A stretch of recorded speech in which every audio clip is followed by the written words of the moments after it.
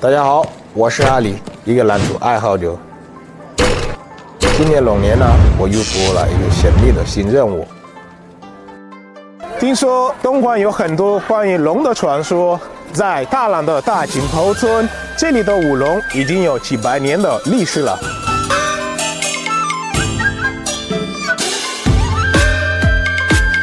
哎，嗨，这不是大井头的龙吗？是啊，我们现在准备出去训练啊，在哪里练？跟着来吧。啊，一起吧。好 Let's go！ 你们舞龙训练怎么还有躺着啊？对啊，我们这个是舞龙的起身动作来了，要不要试一下？可以啊。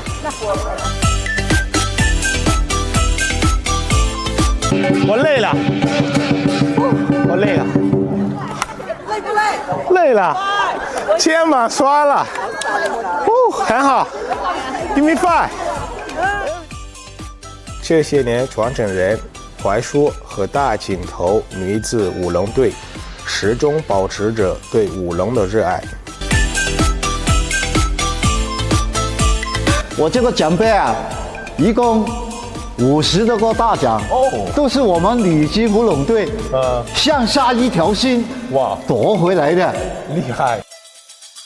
原来的草龙变成了今天的布龙，大井头的舞龙被赋予了新的生命。在这里还有许多像槐树这样热爱舞龙的村民，他们都是龙的传人。